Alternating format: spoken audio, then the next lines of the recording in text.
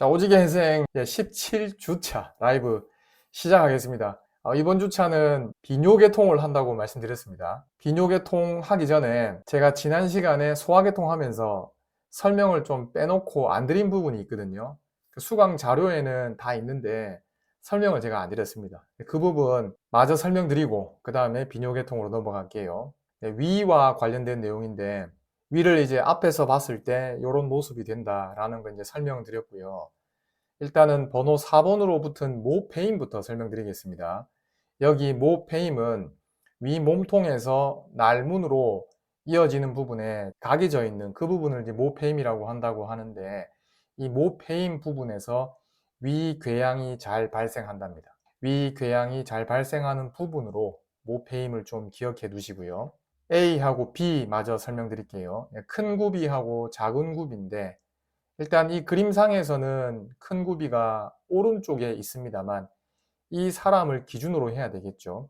그렇기 때문에 큰 굽이는 오른쪽에 있는 게 아니고 왼쪽에 있다라고 해야 됩니다. 즉 작은 굽이랑 비교할 때 더 왼쪽에 있는 굽이가 큰 굽이고 그 다음에 더 오른쪽에 있는 굽이가 작은 굽이가 되는 겁니다. 비뇨계통 한번 해보겠습니다. 자, 비뇨계통 구성부터 볼게요. 제가 호흡계통 할 때부터 말씀드렸는데 호흡계통, 소화계통, 그리고 이제 비뇨계통을 지금 보고 있는데 계통별로 설명이 되는 파트에서는 그 계통에 속하는 기관들이 어떤 것들이 있는지를 먼저 확인하라고 말씀드렸습니다. 그리고 만약에 순서가 있으면 그 순서를 좀 잘 기억하자라고도 말씀드렸습니다. 그래서 비뇨계통의 구성, 비뇨계통에 해당되는 기관들은 콩팥, 요관, 방광, 요도 이렇게 됩니다. 다른 계통에 비해서 구성이 꽤 단순합니다. 콩팥에서는 소변을 만들죠. 요 관을 통해서 소변을 이제 콩팥 바깥으로 내보냅니다. 그러면 요 관을 통해서 흘러간 소변은 이제 방광에 일시 저장이 되죠. 방광은 이제 소변을 저장하는 기관입니다. 요 도를 통해서 방광에 저장돼 있던 소변이 이제 몸 밖으로 빠져나가게 되는 거죠. 비뇨계통은 이렇게 네 부분으로 구성이 돼 있고 각각 간략하게 어떤 역할을 하는지, 콩팥을 제외한 나머지는 소변을 이동시키거나 아니면은 저장을 하거나 그런 역할 말고는 다른 기능은 없습니다. 그래서 비뇨계통이 결국은 소변과 관련이 있으니까 소변을 만드는 데 있어 가지고 가장 핵심적인 역할을 하는 부분이 콩팥이거든요. 그래서 콩팥에 대해서 좀 더 비중을 높여서 설명을 드리겠습니다. 자, 콩팥의 구조 볼게요. 콩팥 관상 단면이라고 보시면 되겠죠. 네, 이렇게 이제 콩팥을 이렇게 자른 겁니다. 이렇게 잘라가지고 속을 들여다 보니까 자, 1번부터 7번까지 순서대로 설명을 드릴게요. 뭐 7번은 여기 요 관이라고 돼 있어서 이거는 이제 콩팥은 아닙니다만 어쨌든 콩팥에 연결되어 있으니까 1번부터 7번 순서로 설명을 드려보겠습니다. 자, 콩팥은 크게 이렇게 콩팥 겉질하고 콩팥 속질 이렇게 구분할 수가 있습니다. 아까 콩팥은 소변을 만드는 곳이라고 했지 않습니까? 여기 콩팥 겉질하고 콩팥 속질에 걸쳐가지고 뒤에 확인하겠습니다만 여러분 여기 제가 마우스 커서로 가리키고 있는 이 부분 있죠. 여기에 다른 부분이랑 다르게 이렇게 관 모양으로 생긴 게 보이지 않습니까? 이거를 이제 뭐라고 하냐면은 콩팥 단위라고 얘기하거든요. 콩팥 단위. 뒤에 나옵니다. 이 콩팥 단위라고 하는 곳에서 소변을 만들거든요. 콩팥 겉질하고 콩팥 속질에서 소변을 이제 만든다. 이렇게 생각하셔도 됩니다. 그렇게 만든 소변은 여기 3번 콩팥 유두, 콩팥 유두라고 동그라미 친 부분을 보시면요. 이렇게 볼록하게 돼 있기 때문에 유두라고 얘기를 하는 거고요. 여기 점이 뽕뽕뽕 찍혀 있지 않습니까? 이게 이제 구멍이거든요. 그래서 이 구멍으로 콩팥 겉질하고 콩팥 속질에서 만든 소변이 있지 않습니까? 그 소변이 이 구멍을 통해서 빠져나와 가지고 그 다음 위치에 있는 부위로 이동을 하게 됩니다. 콩팥 겉질과 콩팥 속질에서 만든 소변이 콩팥 유두에 있는 구멍을 통해서 어디로 이동하게 되냐면은 4번에 있는 작은 콩팥 잔으로 이동을 해요. 그리고 작은 콩팥잔이 몇 개 모여가지고 큰 콩팥잔을 이루고요. 그 다음에 또 큰 콩팥잔이 몇 개 모여가지고 콩팥 깔때기를 이룬다 라고 보시면 되겠습니다. 그러면 이제 콩팥 깔때기로 소변이 다 모이고 나서 콩팥에 연결되어 있는 요관을 통해서 이제 소변이 이제 이동을 하게 되는 거죠. 자, 앞서서 콩팥 겉질, 콩팥 속질 말씀드리면서 콩팥 겉질하고 콩팥 속질에서 소변을 만든다 이렇게 말씀드렸지 않습니까? 그리고 그 콩팥 겉질하고 속질에 걸쳐 있는 관 모양으로 생긴 게 이 얘인데, 얘를 이제 확대해서 보면 이렇게 왼쪽에 좀 크게 보이는 이겁니다. 이게 뭐냐면은 콩팥 단위라고 하는 거고요. 소변을 만드는 콩팥 기능상의 최소 단위. 저 말을 좀 기억을 해두세요. 콩팥 소체하고 콩팥 세관으로 이렇게 구성이 되어 있다까지 정리하시면 되겠습니다. 콩팥 단위를 콩팥 소체에 해당되는 부분 설명드리고요. 그리고 바로 이어서 콩팥 세관에 해당되는 부분 설명드리겠습니다. 먼저 콩팥 소체부터 볼게요. 콩팥 소체는 이렇게 1번 토리하고 2번 토리 주머니. 토리 주머니는 사람 이름 붙여가지고 보우먼 주머니라고 하거든요. 그래서 이렇게 두 부분으로 구성이 되어 있다라는 점 일단 기억하시고, 여러분 이 토리가 여러분 보시기에는 뭐처럼 보입니까? 이게 혈관인데, 혈관 중에서도 이 모세혈관입니다. 이게 토리라고 하는 게 모세혈관이 마치 실뭉치처럼 뭉쳐 있는 거라고 생각하시면 됩니다. 그래서 여기서 혈액을 걸러 가지고 이제 토리 주머니 쪽으로 보내게 되는 거죠. 그러면 토리 주머니에 연결되어 있는 관 있지 않습니까? 여기도 이제 관 모양으로 보이는데, 그 관을 따라 흐르면서 이제 소변이 점차 만들어지게 되는 거죠. 자, 콩팥 단위 중에서 콩팥 소체 설명드렸고요. 네, 콩팥 세관을 보겠습니다. 자, 3번, 4번, 5번 토리 쪽 곱슬세관, 네, 몸쪽 곱슬세관이라고도 해요. 그 다음에 4번에 콩팥 세관고리, 사람 이름 붙여가지고 헬레고리라고도 부릅니다. 그 다음에 5번에 먼쪽 곱슬세관. 이렇게 3번, 4번, 5번을 묶어가지고 콩팥 세관이라고 부릅니다. 6번 집합관은 콩팥 세관이 아닌가요? 네, 집합관은 콩팥 세관에 포함시키지 않습니다. 콩팥 세관을 거쳐가지고 만들어진 소변 있지 않습니까? 걔들이 이제 집합관에 모여가지고 앞에서 봤던 어느 부분으로 나오게 되냐면, 여기 콩팥 유두에 있는 구멍 있지 않습니까? 이 구멍들이 전부 집합관에 다 연결되어 있는 거죠. 자, 3번, 4번, 5번에 해당되는 이 세관들이 콩팥 세관에 해당이 된다. 일단 기억하시고요. 콩팥 세관고리 부분만 좀 더 설명드릴게요. 콩팥 세관고리는 여러분 그림상으로 보시기에도 U자 형태로 되어 있지 않습니까? 그래서 이거를 조금 더 자세하게 구분하자면 내림다리하고 오름다리 이렇게 부릅니다. U자 형태에서 내려가는 부분을 내림다리, 다시 올라가는 부분을 이제 오름다리 이렇게 불러요. 그래서 내림다리나 오름다리 이런 말 보이면 이거 콩팥 세관고리 얘기하는 거구나 라고 이제 여러분이 바로 캐치를 하셔야 됩니다. 또 조금 중요하게 기억해야 되는 부분 확인해 볼게요.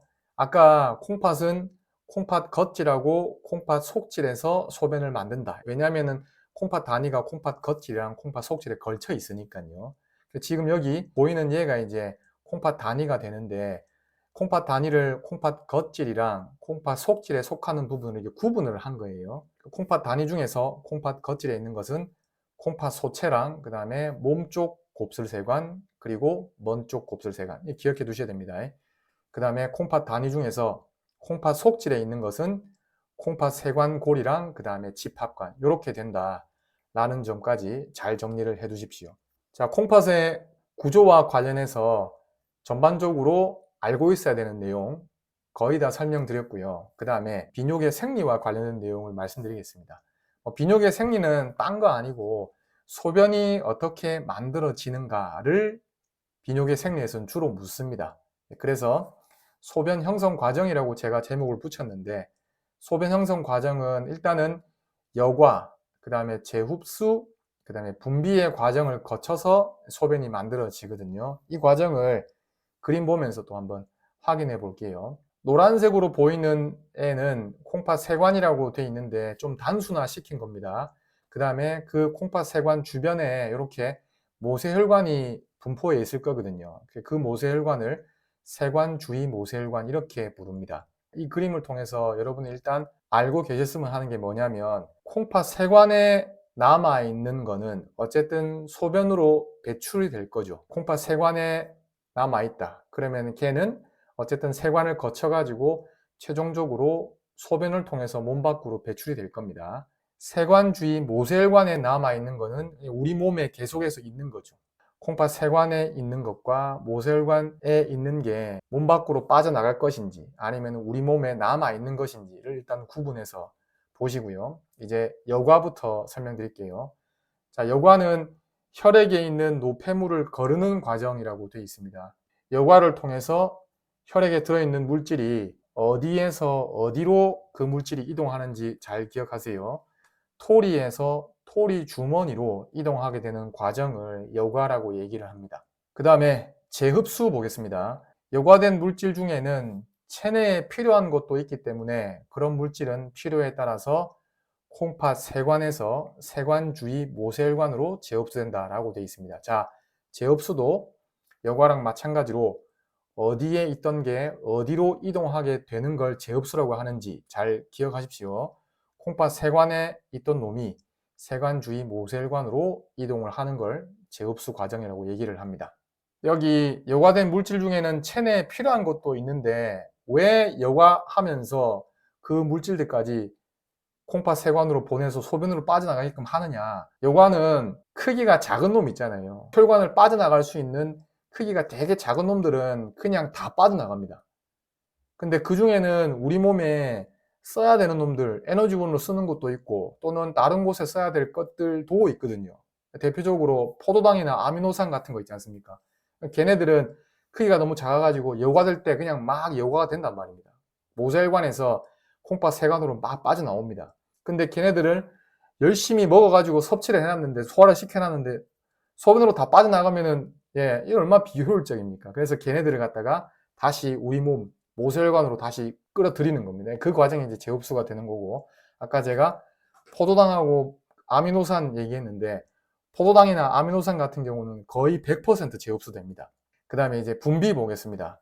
자, 분비는 모세혈관에서 콩팥 세관 쪽으로 이제 빠져나가는 건데 굳이 필요 없거나 혈액에 있으면 해로운 물질이 있을 수도 있잖아요. 그런 경우는 이제 소변으로 이제 배출되도록 하는 과정이 세관 주위 모세혈관에 있다가 콩팥 세관 쪽으로 이동시키는 과정이 바로 분비가 되는 거죠. 그러면 어쨌든 콩팥 세관을 타고 나중에는 소변으로 빠져나가게 되겠죠. 예를 들어서 그 혈액에 들어있는 물의 양을 적절하게 조절하는 것도 되게 중요하거든요. 그렇기 때문에 물의 양이 너무 적어도 안 되지만 혈액 속에 물의 양이 너무 많아도 안 되거든요. 만약에 혈액 속에 들어있는 물의 양이 평상시보다, 그러니까 우리가 정상이라고 생각하는 그 범위보다 좀 많지 않습니까? 그럴 경우에는 이제 분비하는 과정을 통해서 모세혈관에서 콩팥 세관 쪽으로 물을 다량 분비를 해주게 되는 거죠. 여과, 재흡수, 그 다음에 분비까지 설명드렸습니다. 앞에서 제가 이제 보여드렸던 자료인데요. 소변 형성 과정은 여과, 재흡수, 분비를 통해서 소변이 만들어진다 이렇게 말씀드렸는데 나머지 내용들은 여러분이 읽어보시는 걸로 충분하고 재흡수만 볼게요. 제가 앞서서 설명드리긴 했는데 여과된 물의 약 99%와 그리고 포도당, 아미노산 등 몸에 필요한 물질은 재흡수된다는 말이거든요. 아까 제가 뭐라고 말씀드렸습니까? 포도당이나 아미노산은 거의 100% 재흡수된다고 했죠. 그래서 100% 재흡수되는 물질로도 포도당, 아미노산을 좀 기억을 해 두십시오. 자, 그 다음에 아래쪽에 이 세 줄로 정리한 내용은 뭐냐면, 자, 물의 경우, 그 다음에 칼륨 이온의 경우, 그리고 나트륨 이온의 경우, 각각 어느 부분에서 뭐 재흡수가 되는지 또는 분비가 되는지 이런 것들을 여러분이 조금 기억을 해 두셔야 됩니다. 이 내용대로 그대로 이제 기억하시면 되고요. 나트륨이 시험에 한번 나왔습니다. 아까 제가 비뇨계통에 출제된 문제 말씀드릴 때 나트륨이 답이 된 문제가 있었다고 말씀드렸지 않습니까? 그런 문제가 또 나올 수 있기 때문에 여러분들이 여기 정리된 내용대로 좀 기억을 하셨으면 합니다. 자, 콩팥에서 분비되는 호르몬이라고 되어 있는데 콩팥은 비뇨계통에 속하는 기관이지만 호르몬도 분비를 해요. 호르몬 분비하는 계통은 내분비 계통에서 주로 다루게 되는데 콩팥에서도 여러분이 좀 기억해야 되는 그런 분비 호르몬들이 있거든요. 여기 세 가지 제가 정리를 해왔는데 레닌, 그 다음에 적혈구 생성소, 에리스로포이에틴이라고 줄 수도 있습니다. 적혈구 생성소라고 주지 않고 뭐 칼시트리올은 뭐 영어를 그냥 우리말로 옮겼을 뿐이니까 그냥 이대로 알고 계시면 되겠고요. 이 세 가지 호르몬이 콩팥에서 분비가 된다라는 점 기억해 두시고 그 다음에 레닌은 하는 일이 뭐냐 혈압이 낮아졌을 때 분비가 된대요. 결국 혈압을 높이는 작용을 할 거니까 혈압이 낮아졌을 때 분비가 되겠죠. 안지오텐신 2, 그다음에 알도스테론 이런 말이 있는데 여러분이 한번 읽어보시고, 알도스테론은 다음 시간에 좀 자세하게 설명드리겠지만 여기 나왔으니까 설명을 좀 드리자면, 일단은 부신 겉질이라고 하는 곳에서 알도스테론이라고 하는 호르몬을 분비합니다. 알도스테론은 나트륨의 재흡수를 촉진하거든요. 그리고 나트륨의 재흡수를 촉진할 때 보통 나트륨 이온, 칼륨 이온 등 이온들을 흡수하게 되면 물도 같이 이동하게 됩니다. 나트륨의 재흡수를 촉진해서 혈액의 부피를 늘린다고 되어 있잖아요. 혈액의 부피를 늘린다는 말은 쉽게 얘기해서 이제 물도 같이 이동하기 때문에 물이 일시적으로 많이 혈관 속으로 들어와서 혈압을 높이게 되거든요. 그래서 이제 혈액의 부피를 늘리고 그걸 통해서 혈압이 높아진다 라고 정리가 되어 있는 겁니다.